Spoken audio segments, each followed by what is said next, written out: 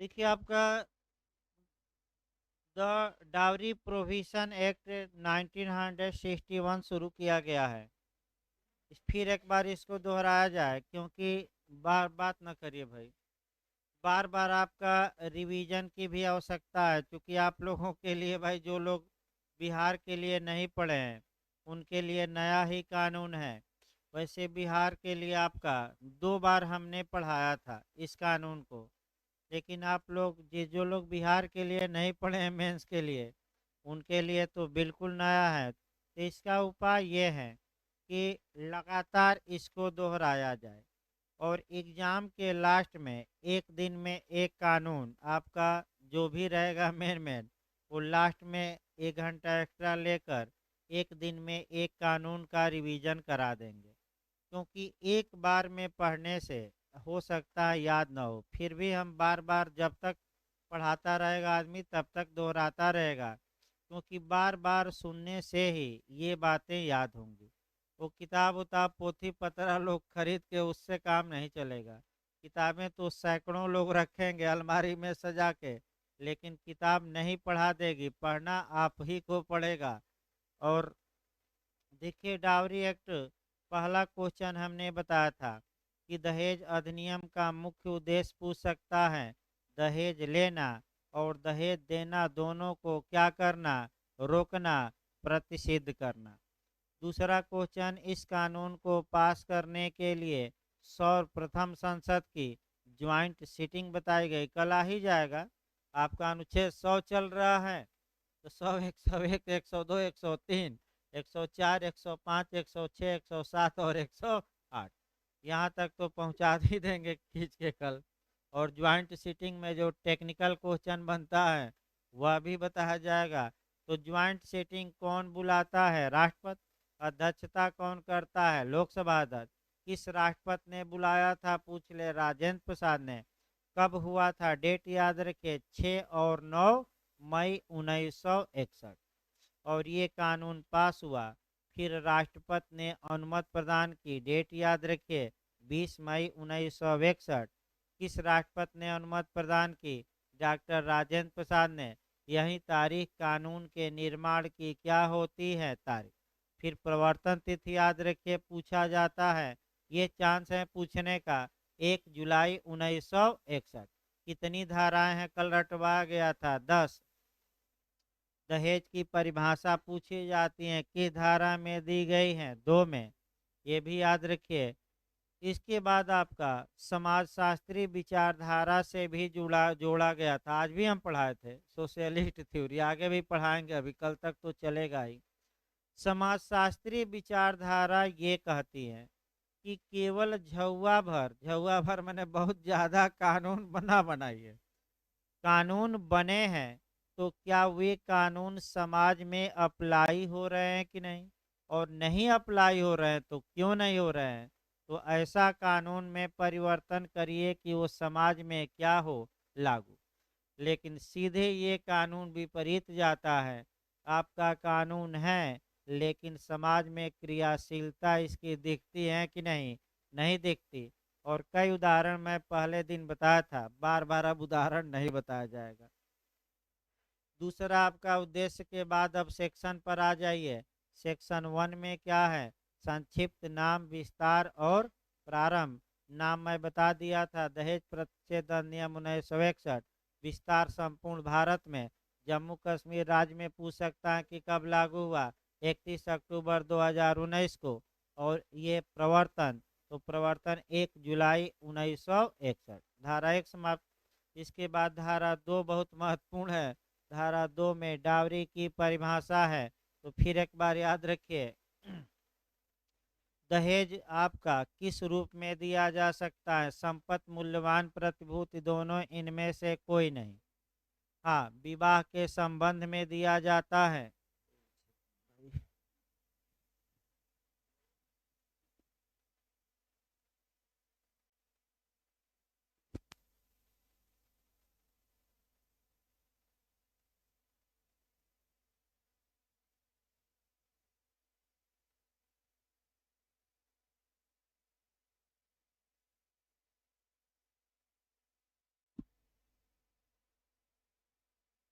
देखिए आपका भाई, आपका फिर एक बार देखिए इसको। अब दहेज कब मांगा जा सकता है? विवाह के पूर्व, विवाह के समय, विवाह के बाद, उपर्युक्त सभी। ये संपत्ति या मूल्यवान प्रतिभूति डायरेक्ट रूप में दी जा सकते हैं कि इनडायरेक्ट में, कि दोनों? दोनों। और इसके बाद ये जो देनी चाहिए, लेनी चाहिए, आपका कह सकते हैं कि विवाह के संबंध में होना चाहिए कि इसके अलावा होना चाहिए। विवाह के संबंध में या तो ये रकम ले ली गई हो, या लेने देने का क्या किया गया हो, करार। ले ली गई है तब भी दंडनीय, करार किया गया तब भी दंडनीय। ये करार जो होगा वह वार्ड होगा। तो सेक्शन एक और तैयार कर लीजिए। किस धारा में कहा मैं बताया था कल? 5। तो दहेज लेने और देने का एग्रीमेंट क्या होगा? वार्ड होगा। कल भी शाम को मैं बताया था कि प्रत्येक करार संविदा नहीं होता, प्रत्येक एग्रीमेंट। शाम वाले बैच में संविदा अधिनियम कल शुरू हुआ है। जो लोग नहीं आते हैं भाई, लाइव पढ़ लें, कम समय का यूज करें। आपका लाइव भी पढ़ लें, सही रहेगा। लाइव भी चलता है।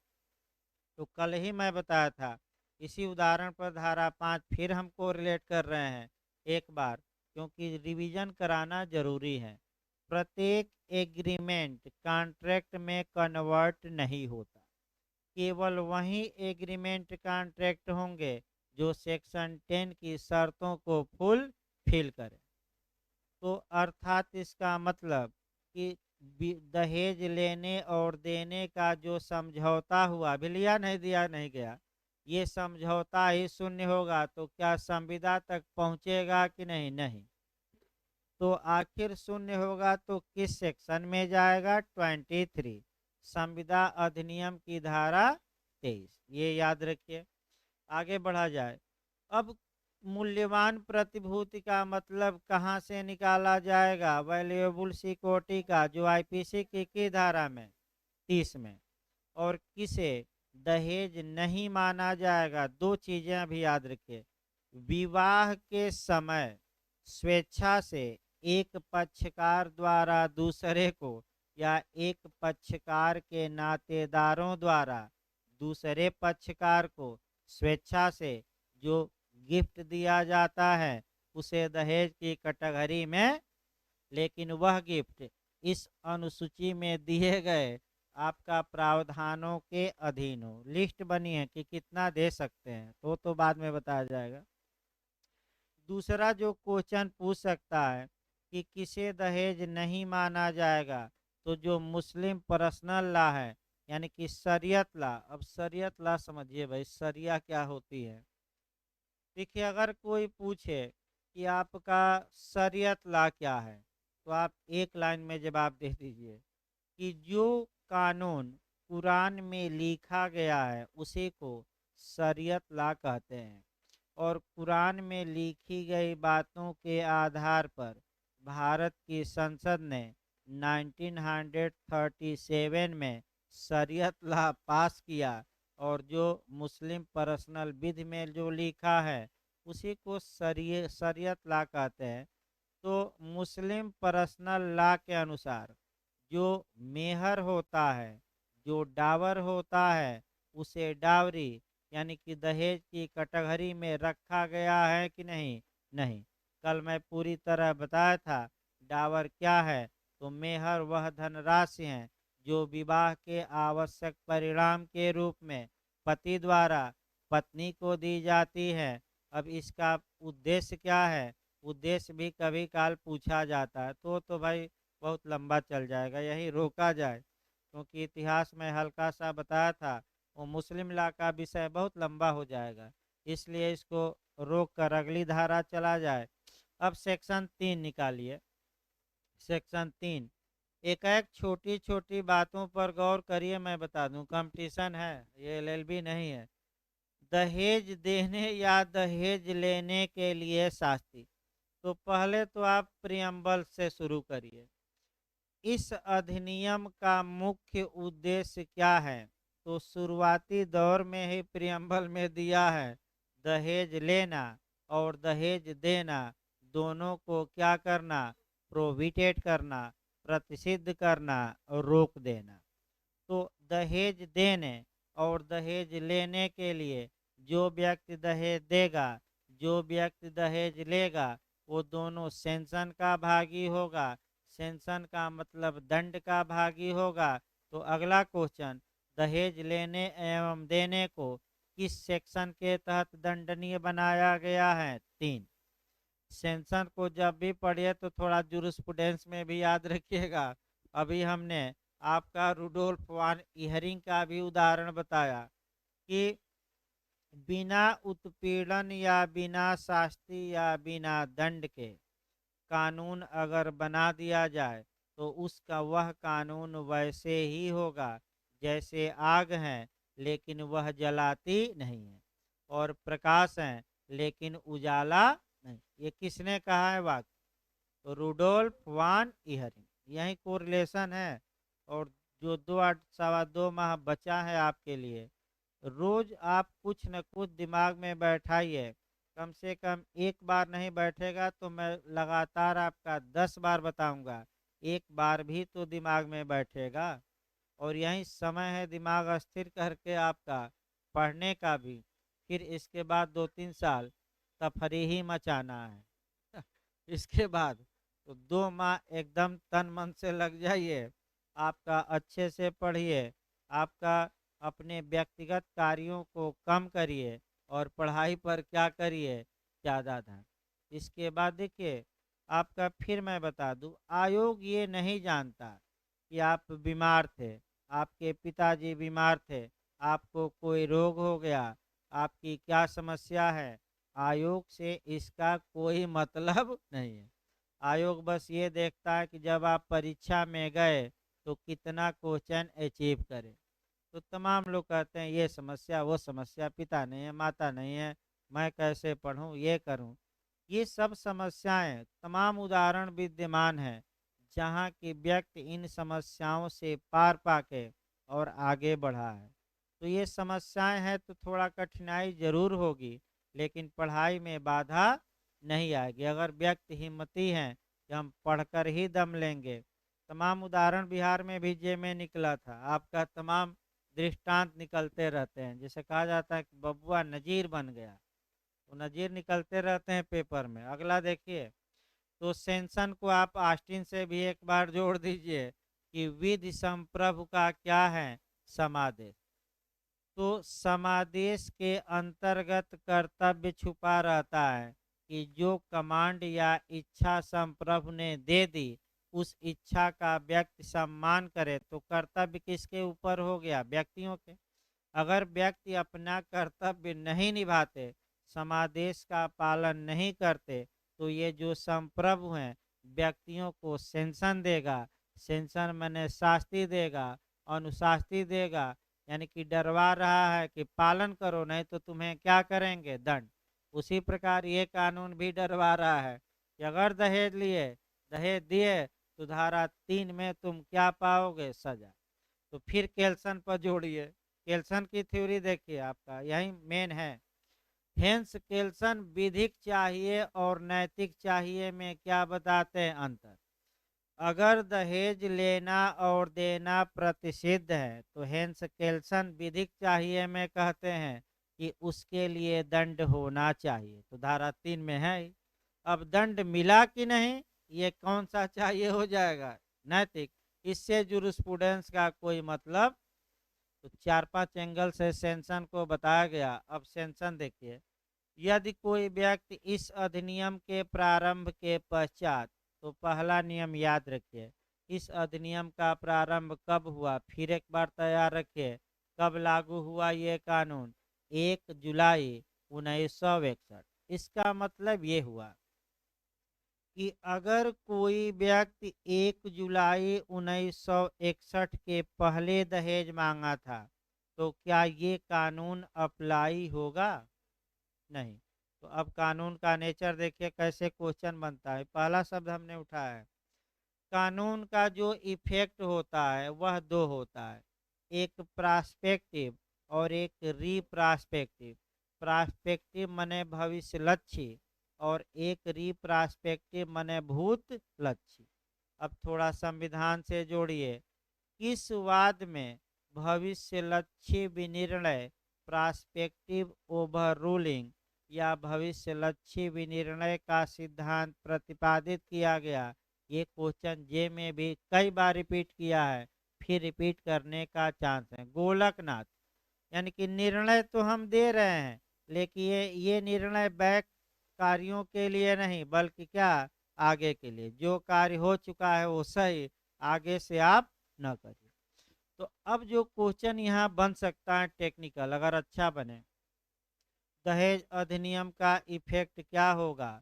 आपका भूत लक्ष्य, भविष्य लक्ष्य, दोनों इनमें से कोई नहीं, तो भूत लक्ष्य न मारिए, क्योंकि सेक्शन 3 ये बताता है कि जब दहेज लिया या दिया गया है या करार जो भी हो, ये कब? इस अधिनियम के प्रारंभ होने के पश्चात, यानी कि 1 जुलाई 1961 के पहले अगर दहेज लिया दिया गया है, तो ऐसा व्यक्ति क्या धारा 3 के तहत सजा का हकदार होगा कि नहीं? नहीं होगा, क्योंकि ये कानून बैक डेट से लागू।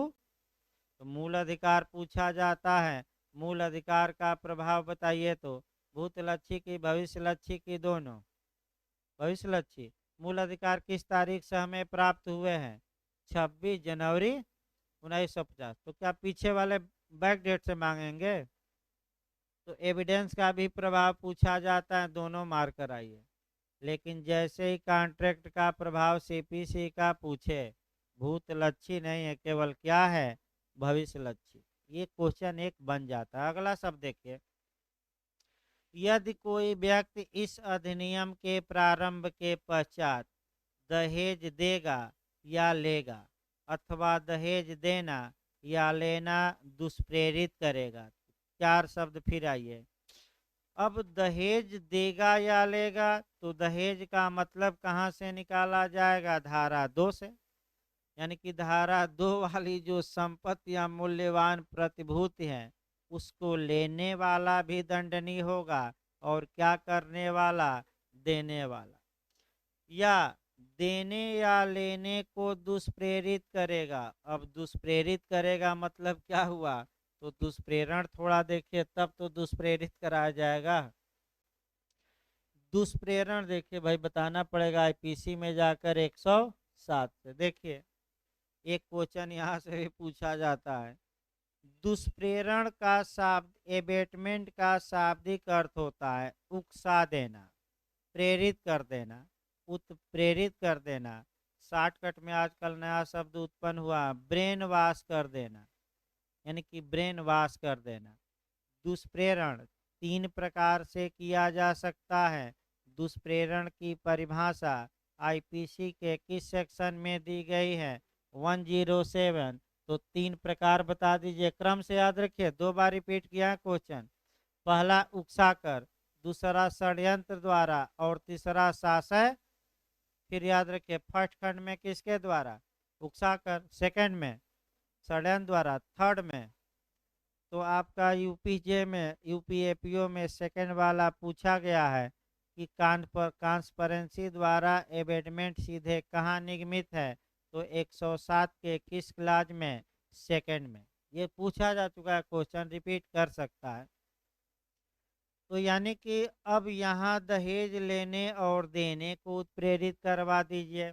मान लीजिए जो 2 मित्र हैं, एक मित्र सेलेक्ट हो गया, दूसरा मित्र उसको उत्प्रेरित करता है कि देखो, अब जब विवाह करना, तो भले तुम समाज में वादा किए हो कि मैं दहेज नहीं लूँगा, लेकिन अब दहेज ले लेना। तो जो लोग दहेज लेने और देने को क्या करेंगे? उकसाएंगे, या षड्यंत्र करेंगे, या शासक क्या करेंगे? सहायता देंगे, तो वे लोग भी धारा 3 के तहत बराबर के क्या होंगे? दोस्त। यानी कि दहेज लेना भी दंडनीय, दहेज देना भी दंडनीय समान दंड से। दहेज लेने के लिए उत्प्रेरित करना, दहेज देने के लिए उत्प्रेरित करना 1 जुलाई 1961 के बाद 21 धारा में दंडनीय है, 3 में। अब देखिए 3 में क्या दंड है। वह कारावास से जिसकी अवधि 5 वर्ष से कम की नहीं होगी, और जुर्माने से जो 15,000 रुपये से या ऐसे दहेज के मूल्य की रकम तक का इनमें से जो भी अधिक हो कम नहीं होगा, दंडनीय होगा। यानी कि कम से कम दंड दे दिया गया। तो अब आप लोग बताइए कि दहेज लेना, देना, दहेज के लिए उत्प्रेरित करना लेने देने के लिए कम से कम कितने वर्ष तक का कारावास? 5 साल। रकम कम से कम कितना? फिर एक बार याद रखिए तो दंड की मात्रा कम से कम 5 साल का कारावास, जुर्माना कितना? कम से कम 15 साल। और अगर रकम बढ़ गई दहेज की 5 लाख हो गई तो जुर्माना कितना लग सकता है? 5 लाख। 6 लाख दहेज हो गया तो 6 लाख, 20,000 हो गया तो जुर्माना बढ़ता रहेगा। जितना क्या मांगेंगे? अब डरिए ना, कानून है तो डर जाएंगे तो कहाँ कोई दहेज लेगा। फिर मैं बता दूं, आपका उल्लंघन न किया जाए। अगर लोग डर ही जाते कानून से तो क्या कानून का उल्लंघन करते? कोई नहीं डरता इस कानून से। सभी लोग कहते हैं कि आ जाएगा तो क्या करेंगे? निपट लेंगे। वो तो विवाद हो जाता है कि शादी नहीं किया तो लोग फर्जी फंसा देते हैं ज़्यादातर। नहीं तो कानूनन कोई मतलब नहीं है। वही समाजशास्त्री विचारधारा, कानून बन गया लेकिन प्रवर्तन उसका समाज में नहीं। अगला देखिए आपका, परंतु न्यायालय पर्याप्त और विशेष कारणों से जो निर्णय में अभिलिखित किए जाएंगे 5 वर्ष से कम का दंड भी दे सकता है। यानी कि न्यायालय रीजन बताकर दंड की मात्रा 5 साल से क्या कर सकता है? कम। लेकिन सामान्यतः याद रखिए, सामान्यतः कितना? कम से कम 5 और जुर्माना कम से कम आपका 15। अब आइए खंड 2, उपधारा 1 की कोई भी बात। अब यहाँ भी आपका सबसे महत्वपूर्ण थोड़ा अच्छे से याद रखना है। अच्छे से आपको ये याद रखना है कि जो बातें, फिर एक बार कंसेप्ट बनाइए, क्लाज 2 में कुछ ऐसी रकम या ऐसी संपत्तियों का वर्णन है जिन्हें डावरी या दहेज की कैटेगरी में नहीं रखा जाएगा। यानी कि अगर कोई व्यक्ति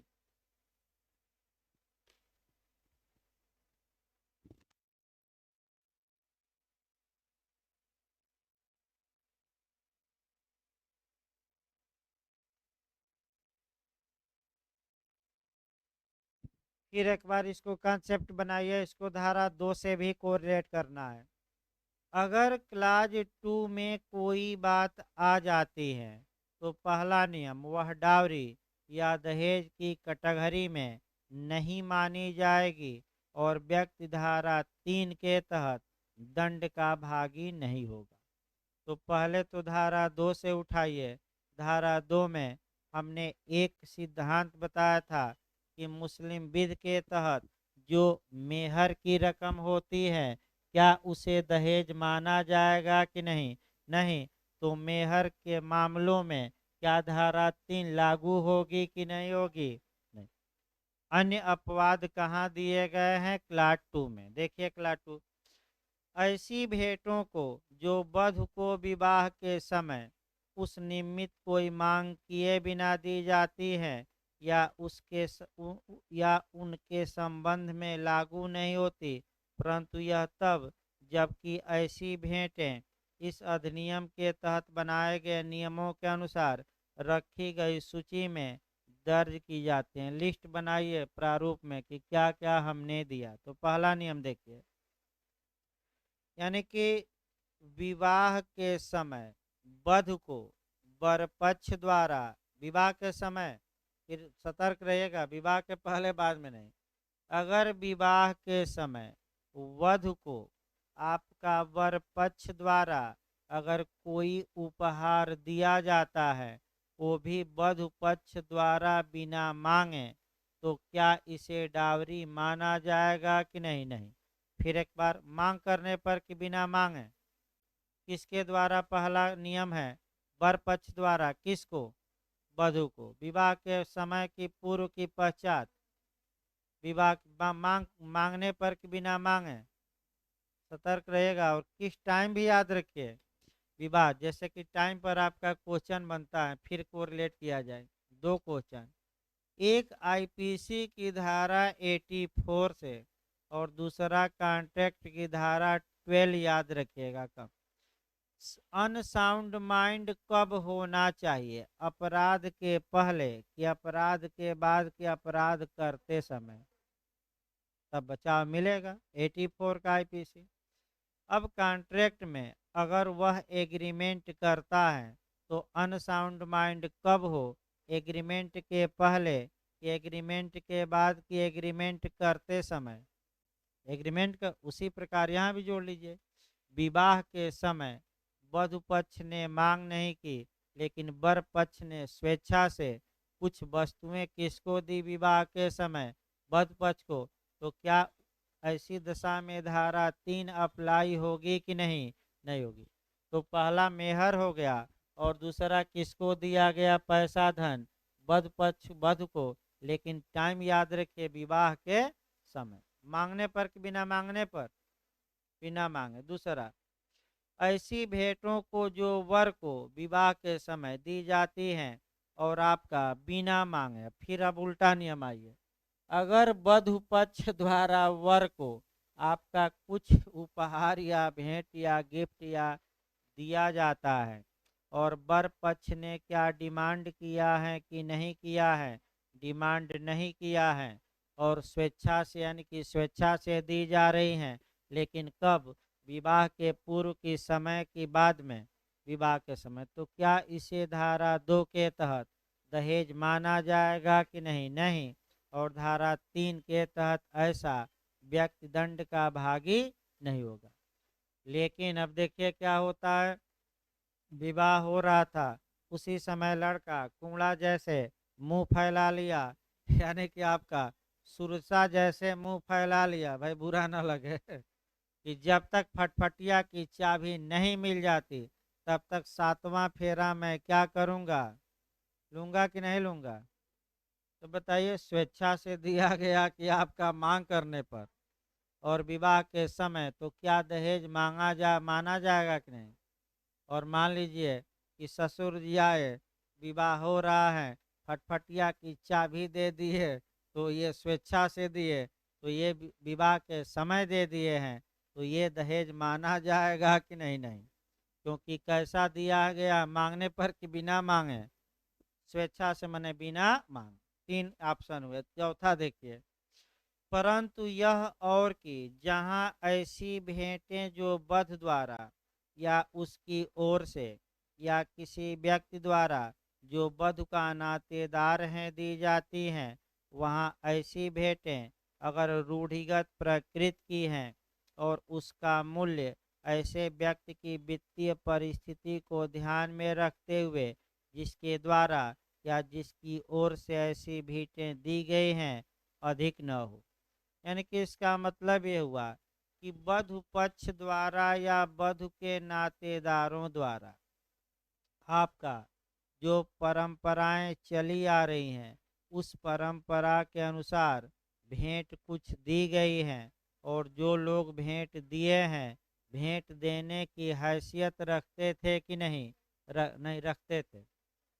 नहीं रखते थे तब दहेज हो जाएगा, लेकिन रखते थे तो दहेज। दोनों एंगल देखिए। अगर वह हैसियत रखते थे, वे भेंटें रूढ़िगत हैं, कस्टमरी हैं, तो उन कस्टमरी भेंटों को दहेज नहीं माना गया।